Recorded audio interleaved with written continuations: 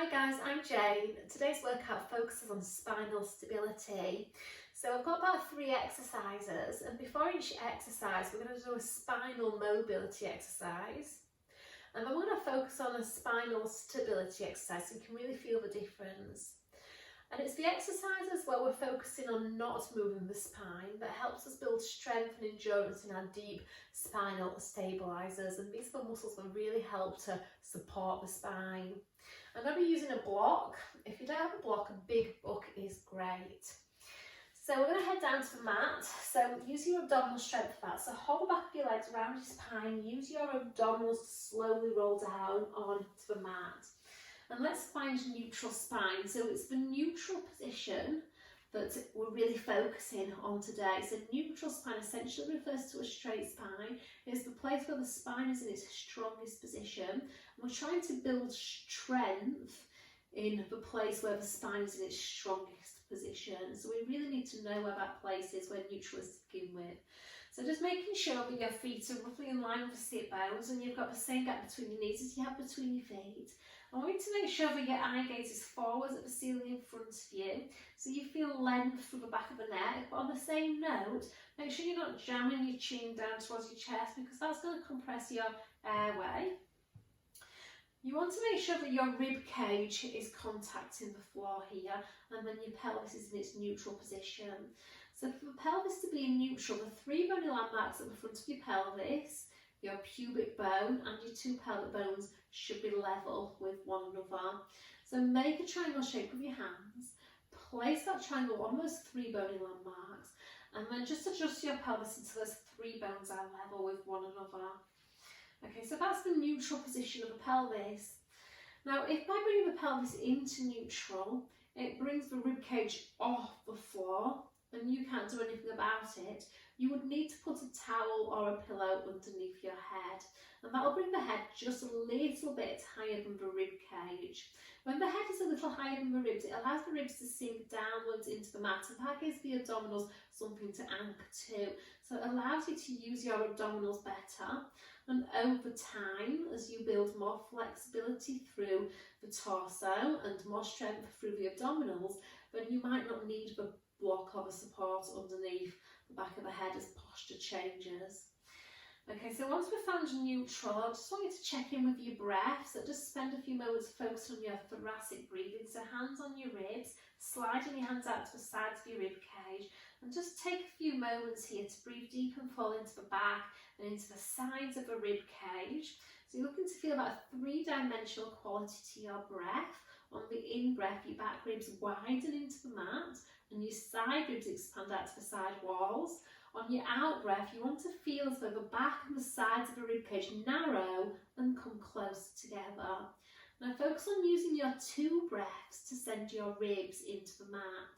So on your inhalation, your back ribs widen into the mat, and on your out breath, you want to feel that you're deepening your rib cage into the mat.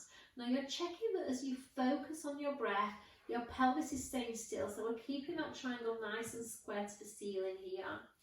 I want you to use your breath now to deepen your core connection. So on your exhalation, I want you to feel that you're gently lifting up on your pelvic floor and drawing your navel into your spine. So you feel a sense of pulling up and drawing in, and then try and maintain that gentle connection on your in-breath.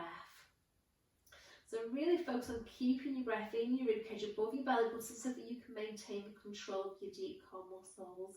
Now, in terms of how much effort to put into pulling up and drawing in, if 100% was your maximum effort, this should feel about 20 to 30% of your maximum effort.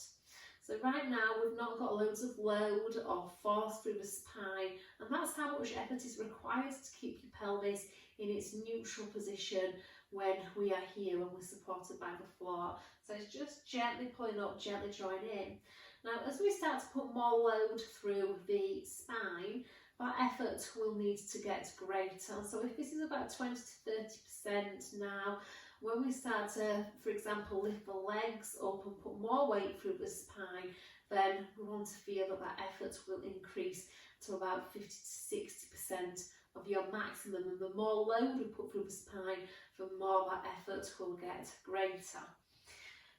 So right now we're just focusing on the up, the in and the breathing, and I'm going to start to bring some movement into the pelvis and the lumbar spine. So we're going to do a pelvic clock exercise, which is always a favourite of mine. So we've done this a few times now, if you've been following my workouts. So I want you to imagine that you've got a giant clock face on your lower abdomen, your belly button is 12 o'clock, your left pelvic bone is 3 o'clock, pubic bone is 6 o'clock, and right pelvic bone is 9 o'clock. So just visualise the clockwise directions of those numbers. Now keeping your breath in your ribs. On your out breath, gently rock your pelvis backwards, tipping to 12 o'clock. On your in breath, rock your pelvis forwards, tipping to 6 o'clock. So you're just working between 12 o'clock and 6 o'clock. So we're creating a backwards tilt of the pelvis and a forwards tilt of the pelvis. Now as you work between these two places, I want you to make sure that your ribs are staying down on the floor. So if you're over efforting tipping between these two places, you're going to start to feel that the ribs will lift and drop and the neck will tip back. So sometimes the movement is more internal, something that you can feel as opposed to I can see. And it's that sense of shifting your weight between the lower back end of the pelvis and the tailbone end of the pelvis. Now I want you to find neutral again, so the place where you perceive at 12 and 6 are level, and then we're going to tip between a 3 o'clock and 9 o'clock. So your focus here is keeping the legs still and the ribs still, and essentially we're allowing the pelvis to rotate over the femurs, the thigh bones. So it's a really small movement. How much movement is very much is dictated essentially by your hip mobility and your spinal mobility, and that's dictated or can be dictated by muscle tensions of the hips and the lower back. So we're just keeping the movement really small for now, and what you should be feeling is a gentle shift of weight between one side of the pelvis and the other. It can be quite a hard movement, especially if you're stiff, and we tend to make the movement really, really big, and that can be quite forceful for the delicate joints of the lower spine and the pelvis. So we need to be really delicate here. And an analogy I like to use is imagine that you've got a bowl of water sitting on your pelvis. As you gently tip to 3, you're spilling the water out onto your left hip, and as you tip to 9, you're spilling the water out on your right hip. And the two sides of your waist seem equally long as you tip between these two places. So really, really tiny. And we're starting to activate the obliques here, the side abdominals, so you'll feel a gentle sense of activity in the waist as you do this. And then we're going to find that neutral pelvis again, and this time we're going to make circles with the pelvis. We're going to go clockwise with those circles. So you're going to tip to 12, and then 3, and then 6, and then 9, and then back to 12. And again, I'm making sure that my ribs don't leave the mat, the back of the neck stays long. If by keeping the ribs down you're starting to get tension in your neck, that would indicate that you need to put more support underneath the back of your head. So again, grab a towel or a cushion. I prefer a towel or a cushion to a block, because sometimes with a block you're always removing it when you do some of your inversion exercises. Okay, once you've completed this circle, we're going to go anti-clockwise. So 9, 6, back to 3 and 12. Okay, just trying to make nice smooth circles. So we're getting rotation here through the pelvis. So the pelvis is having to go through flexion, extension and gentle rotation. So we're really activating the torso muscles to do this exercise, and we're trying to keep the legs nice and quiet. Okay, so just recognising the control the muscles of the torso have of the pelvis. So let's find neutral where all those numbers are level. And this time we're going to keep that neutral position. So you know what it feels like to move the pelvis. Your goal now is to make sure that you don't move the pelvis. So hands on your pelvic bones. So your hands are on 3 o'clock and 9 o'clock. And all we need to do now is just make the weight of your right leg really, really light. It's as though you're about to lift a foot off the floor without making it a reality. Now as you unweight your right leg, I want you to feel that you're transferring the weight of your leg into your torso. So the leg gets lighter, the torso gets heavier. And now the effort to hold the pelvis and the effort to hold the ribs on the floor should be greater. So now we've no longer got about 30% effort. It's starting to feel more like maybe 50-60% of your maximum effort. And then I want you to actually hover that foot off the floor. And when that foot comes off the floor, the weight is always going to be greater on that lifted side. So now the weight of my leg is creating a rotation on the pelvis to the right. So my pelvis naturally tips to 9 o'clock. I want you to try and counter that by trying to tip a little to 3 o'clock. So when you tip to 3 o'clock, we're essentially countering the rotational force of that right leg. So we're really trying to make sure those two pelvic bones stay level. And then taking your foot back down on the spot that it left, and then changing sides. So we're unweighting the leg, and then hovering the foot, and then thinking of trying to counter the rotational force of the leg. So because the left leg is the lifted leg, I'm trying to make the back of my right pelvis heavier, and I'm doing that from the torso. So it's that sense of trying to tip to 9 o'clock. I'm not pushing into the foot here. I'm thinking of using the muscles of the torso, the same muscles that we use for the pelvic clock. Navel pulling in, breath staying in the ribs. So just alternating that foot hover. Now, if you're truly keeping the pelvis still and stable as you do this, this takes a lot of strength and control through your deep spinal muscles, and the exercise is actually hard. So if it feels really easy as you do it, it's probably because you're not connected to your core. So this is an exercise that I would give to a person at the very, very early stages of learning core control. So we're focusing on stability through the pelvis. We're resisting the weight of the leg arching the back of the floor. We're also resisting the weight of the leg rotating the pelvis. And all those things take a lot of effort. Ribs are down, navel is in, the pelvic bones are level with one another. Okay, now once you've mastered control, instead of lifting one leg, lift two legs. And now we're no longer on about 50-60% effort in terms of that pull up and draw in. I'm really close to my 100% now, and then taking the feet back down. So when the feet come back down, try not to just let go and surrender. I want you to keep that core control, that downwards energy of the rib cage and the downwards energy of the sacrum and navel pulling in. And before a hover happens, you're essentially making the legs so wide and the torso so heavy that the action of reaching that back body deeper into the floor, I want you to feel that that's the reason why the feet come off the floor, holding it, making sure you can control the spine against the load and the weight of the legs without holding your breath. Because if you have to hold your breath to keep that navel pulled into the spine, it's going to be the needs to breathe that makes you come out of the exercise, and that's not going to help you build endurance up in those deep spinal muscles. So we're going to do this one more time. It's a really tough exercise. Okay, so we're going to unweight those legs, pull the belly button in, feel the pelvic floor, that sense of narrowing the two sit bones, the pubic bone and the tailbone, making that waistband narrow, no tension in the neck here, and then releasing back down to the floor. Okay, so that is a spinal stability exercise, and that is really, really hard work and really sets you up well for some of the harder exercises that we do in Pilates. We're going to add some arms to this.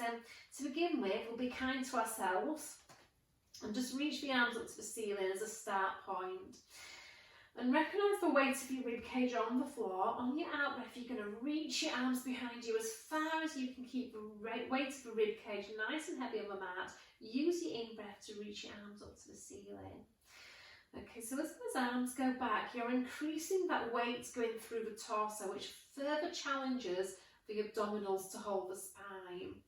So your focus, it's not about how far you can reach the arms. Your focus is about, can you keep the ribs down on the floor against the weight of your arms? And can you do that without changing your pelvis? Because a lot of people will reach the ribs down and all of a sudden the pelvic triangle will tip to the chest. So you've got to make sure that the pelvis is in neutral and the ribs are really heavy on the floor when you do this exercise. So you've got to give yourself what you need to find your optimal alignment. So again, for some people, they need to put a towel underneath the back of the head is really, really important. It really helps get that good alignment. Now, if you can, you're going to keep going with this arm action, but we're going to add the foot hover. So make the legs really, really light. Pull that belly button in and hover the legs. And then see if you can reach your arms behind you without changing the spine. And then arms reaching up to the ceiling. Okay, so all the time I'm not thinking about what my arms and my legs are doing. I'm really just thinking about how can I stabilise that spine. The rib to hip connection, pulling up, drawing in, deepening that sacrum into the floor, checking that there's no tension through the neck. Now the ultimate challenge here is to keep the arms as far back as you can keep that contact with your rib cage on the mat. And then we're going to take the feet for a walk. So we're going to do a little scissoring of the feet, but we're going to walk the feet further away. Now I haven't got enough space, so I'm not just saying that to cop out, but if you've got enough space in front of you, try and get it so that your legs are nearly straight, and then you're going to walk your feet back in towards your bottom. Okay, so as those feet get further away from you, again the weight increases. We're increasing that weight going through the torso, which really, really challenges the abdominals to hold the spine. We're really having to work through those deep spinal stabilizers here.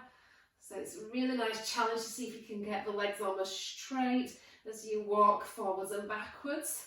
Okay, but if you're letting go of your core, this is going to be easy. If you're holding your core, you're going to really feel that this is tough in the abdominals. Okay, walking your feet back in, and then feet come down, thank goodness for that, and arms come down.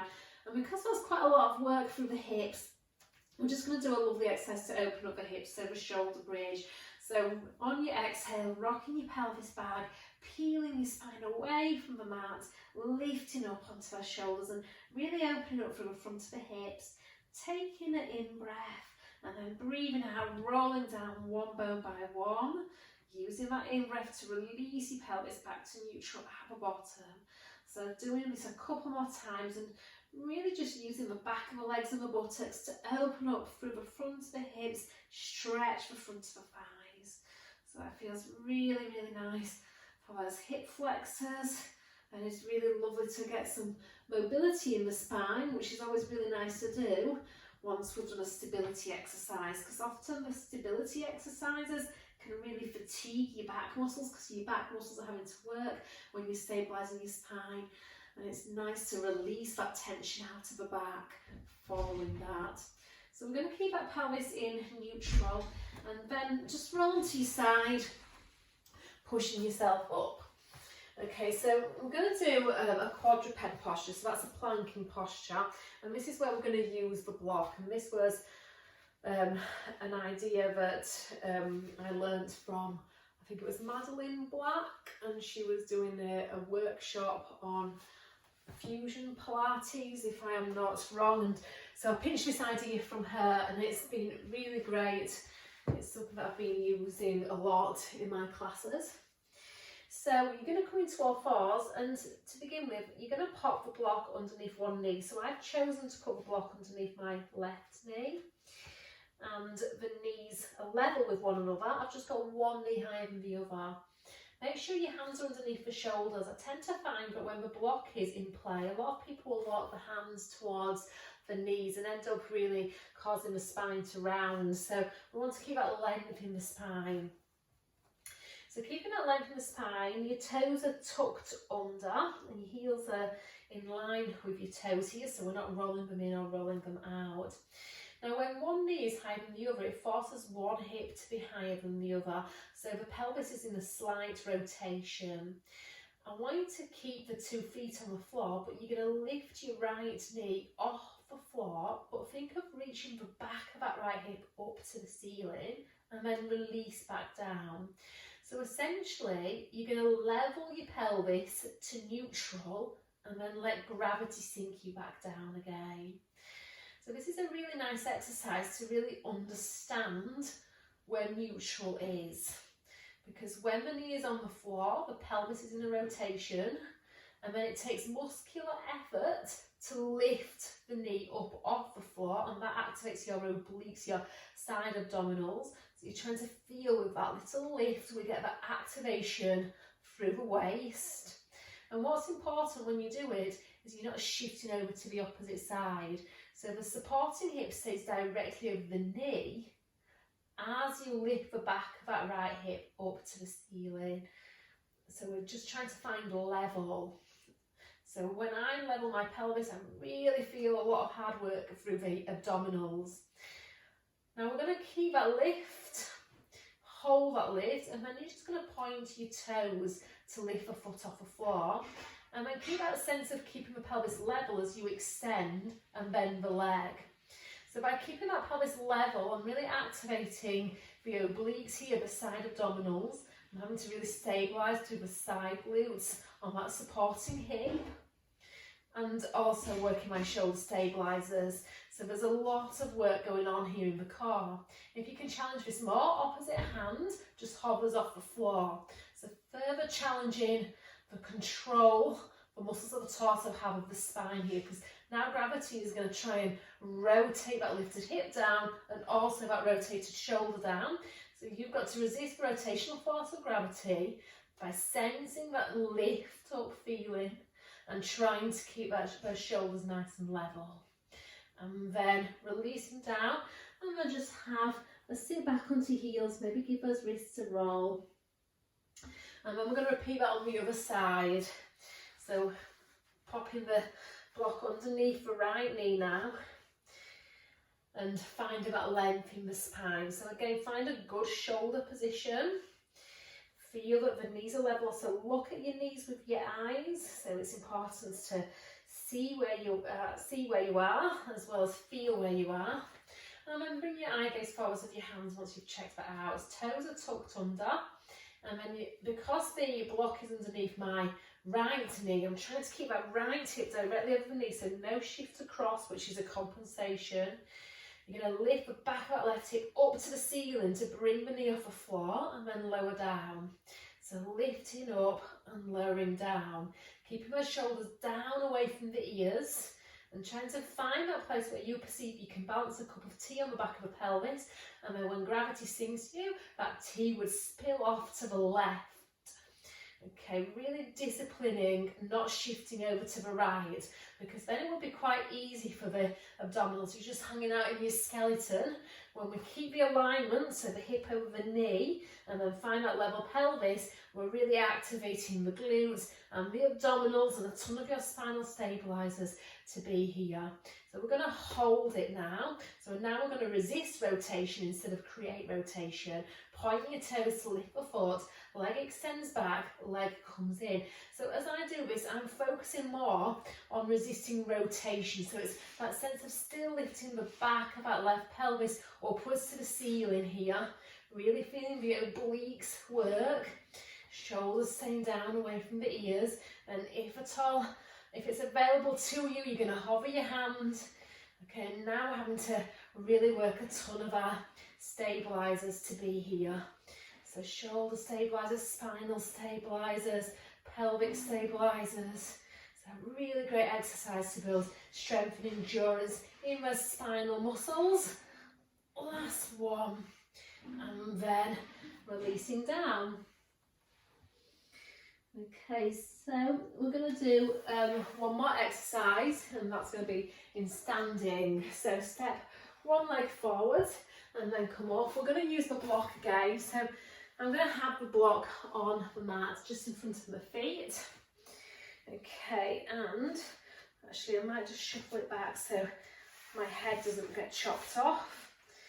Okay, so if you are challenged for balance, I recommend doing this next to the wall so you can hold the wall for balance.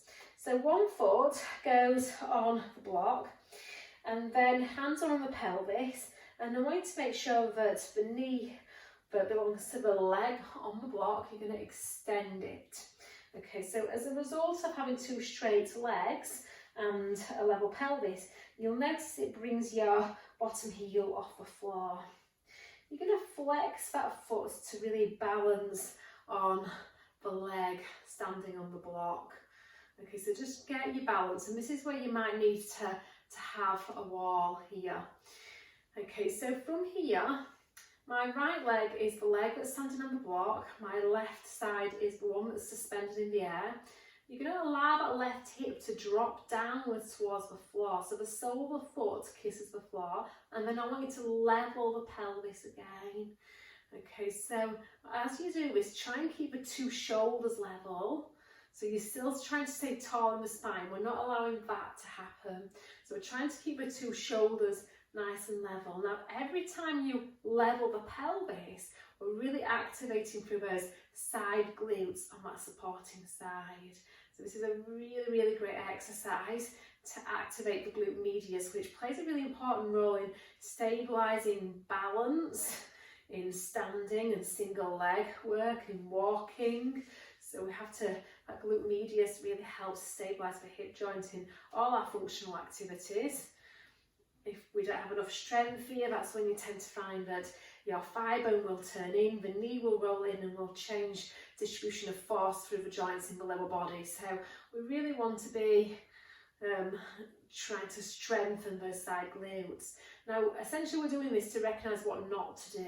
So we're going to keep that level pelvis and feel the effort of working the side abdominals, the side hip muscles, and without changing that, you're going to take the leg out to the side and back in. So we're trying to keep that stability through the pelvis and through the spine. So again, we're working a lot of systems here. We're working our oblique slings, which are the systems that help keep us stable in functional movement. And by functional movement, that can be anything that you do in your everyday life, like just walking is a really good example. We all walk. Okay, so we're just trying to keep that nice stability, keeping long in the spine, and then release. And that was a bit of a bottom burner for that side, so just give your legs a little jiggle, and then we're going to do that on the other side. Oops. See, I'm tired now of that hip, so I'm losing the balance. Okay, so foot on the block. Again, the feet want to be side by side. Sometimes I teach this and I tend to get a lot of people go forwards or backwards of a block. So we want those feet side by side, and then find two straight legs and a level pelvis. So just imagine a spirit level running from pelvic bone to pelvic bone. And then you're going to flex your bottom foot so that the leg is suspended in the air and you're really balancing on that side, standing on the block. Right hip now lowers downwards towards the floor, and then right hip levels. Okay, so just working between these two places. Your weight is staying over your standing leg as you do this. You're trying to keep lifting up through the spine as you lower the hip. And there's no movement at the ankle joint. Again, another compensation is that to lower the foot, and then that, so moving from the ankle joint. We want to be really laterally tilting the pelvis here. So we're going into a sideways tilt where one waist will shorten, the other one will lengthen, and then we're going to neutral where the two sides of the waist are equally long.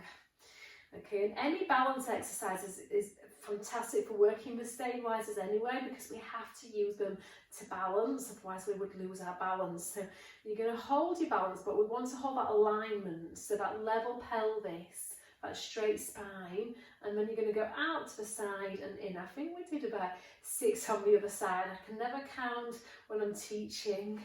Okay, so we're going to do another 3 more here, and it feels like I'm doing the same amount on the other side because my bum is just as burning. And 1 more, trying to keep that leg in the air nice and parallel, so no rotation, and then stepping off and giving those hips a little shake. Okay, so that was just a short stability workout. If you do it regularly, it's going to help you build strength and endurance in your deep spinal muscles. Any questions, guys, feel free to email me or get in touch, but thank you very much. I hope you enjoyed it.